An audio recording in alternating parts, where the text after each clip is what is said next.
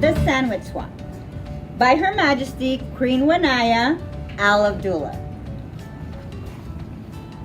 It all began with a peanut butter and jelly sandwich. And it ended with a hummus sandwich.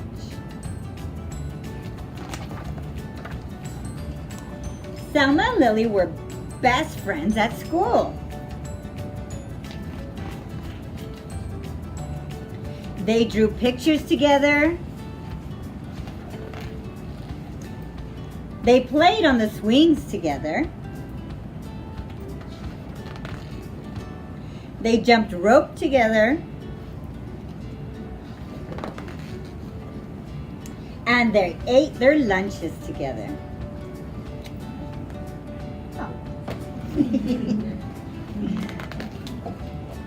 But just what they all are was a little different. Lily ate peanut butter and jelly sandwich every day for lunch. Selma ate a hummus and pita sandwich every day for lunch. And although Lily never said it out loud, she thought Selma's sandwich looked weird and yucky. She felt terrible that her friend had to eat that icky chickpea paste every day.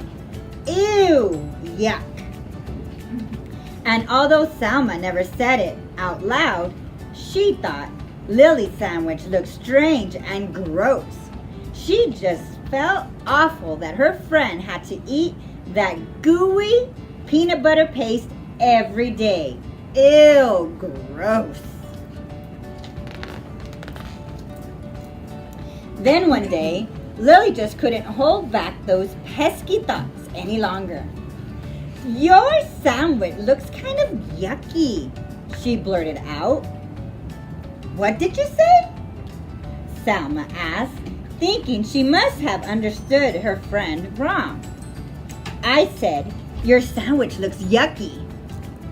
Selma frowned. She looked down at her thin, soft bread and she thought of her beautiful smiling mother as she carefully put Selma's sandwich into two neat halves that morning. Her hurt feelings turned mad. Yeah? Well, your sandwich looks gross and it smells bad too, Selma snapped. Lily looked surprised. She sniffed the thick, squishy bread, and she thought of her dad in his silly apron, whistling as he cut Lily's sandwich into two perfect triangles that morning. Lily squalled, "It does not smell bad." "Does too. Ew, yuck, ew, gross." That afternoon, friends did not draw pictures together. They did not swing together, and they did not jump rope either. The next day, Selma ate her lunch at one table, and Lily ate her lunch at another. Meanwhile, the peanut butter versus hummus story had spread, and everyone began choosing sides. Each side had something not so nice to say about the other. Peanut butter breath, jelly heads, garlic breath, chickabee brains. Pretty soon, the rude insult had nothing at all to do with peanut butter or hummus. You're weird. You're stupid. You look funny. You dress dumb. And then it happened. Somebody yelled. What do you think they yelled? Food fight! Peanut butter and hummus sandwiches and other food favorites began flying back and forth between both sides of the lunchroom. They stuck on the walls. They stuck on the ceiling. They stuck on the lunch ladies. When the sandwiches were all gone, pudding cups and applesauce and carrot sticks took flight. Selma and Lily looked at one another from across the rowdy, splattered room. They both felt ashamed by what they saw. Their fault, right? They both felt really ashamed when the principal called them into her office after they had helped clean up the mess. The following day, Selma set her lunch down across from Lily's. The two girls nibbled on their sandwiches in silence. Finally, Lily got up the courage to speak. "Would you like to try a bite of my peanut butter and jelly?"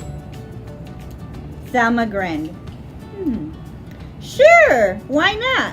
Would you like to try my hummus and pita?" Lily laughed. "I like that." "On the count of 3. Okay. On the count of 3. 1, 2, 3. What do you think? Yummy! Hey, this is delicious, and this is heavenly.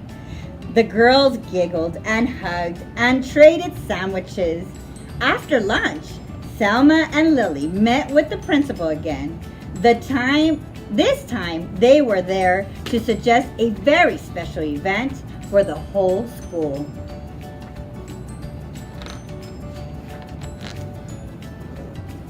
And that's how it all began, with a peanut butter and jelly sandwich, and ended with a hummus and pita sandwich.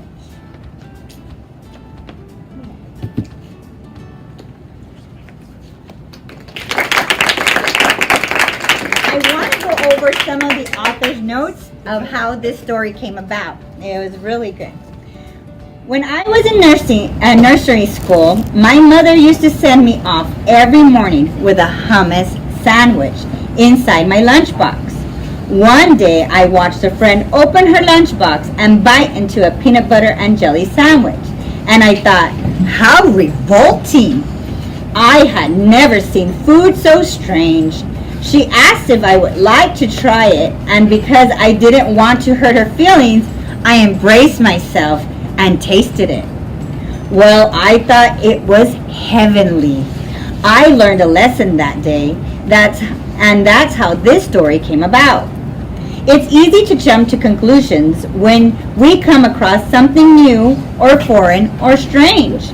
But if we take the time to get to know each other, stand in each other's shoes, and listen to a different point of view, we learn something wonderful about someone else and about ourselves. I want every child who reads the tale of Selma and Lily to understand this. When they do, they'll each become a little ambassador of hope, someone who helps bring people of all cultures and backgrounds closer together. Sincerely, this is, what was her name? Queen Renee. Renaya Al Abdul.